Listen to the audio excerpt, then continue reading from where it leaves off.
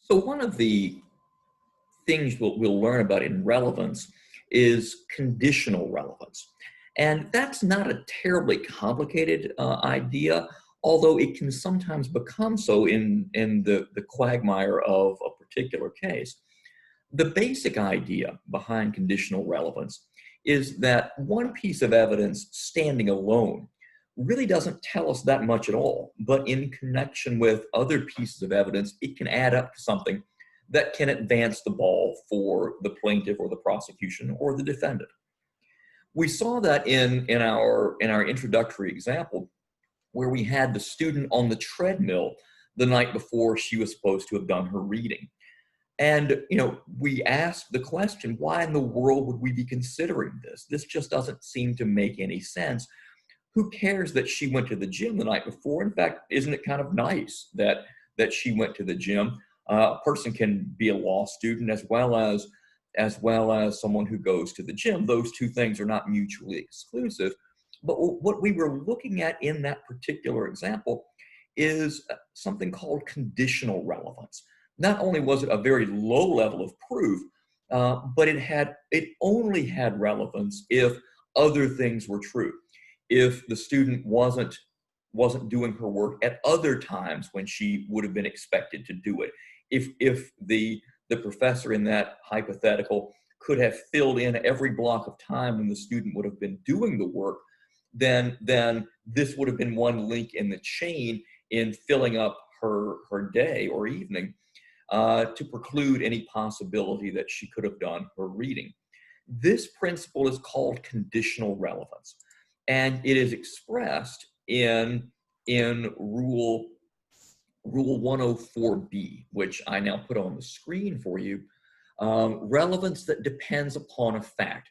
Rule 104, and you can flip through to this in the book of rules that you have, and you can kind of see how it's located. This is in the section called preliminary questions in Rule 104. And the rule itself says that when the relevance of evidence depends on whether a fact exists, the proof must be introduced sufficient to support the fact sorry, I kind of garbled that. When the relevance of evidence depends on whether a fact exists, proof must be introduced sufficient to support a finding that that fact does in fact exist. And so what does that mean? Like if you need to show that the student didn't do her reading, you could show that she was in the gym from 6 to 8, that she was in a bar from 8 to 11, that she was in the Tarrant County Jail from 11 to 3, and then presumably asleep thereafter. But you can't obviously introduce every piece of evidence at once. So when you're talking about conditional relevance, what exactly does that mean? How does that exactly work? Well, that's taken care of by the second sentence, which says the court may admit the proposed evidence on the condition that there is proof to be introduced later. So obviously, you wouldn't be able to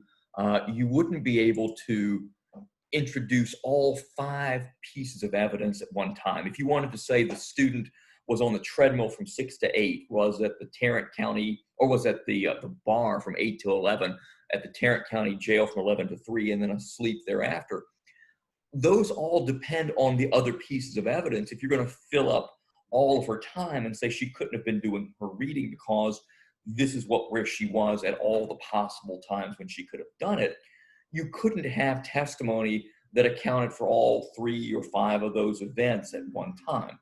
So with conditional relevance, you will introduce one piece, and if an objection is lodged, what does this prove? Well, Your Honor, nothing by itself. But in conjunction with other pieces of evidence, we hope to show that this will advance our proposition that taken together, that all of these things will make it more or less likely that something that is at issue occurred or didn't occur. So that's conditional relevance, and we'll have an example of it in our next video.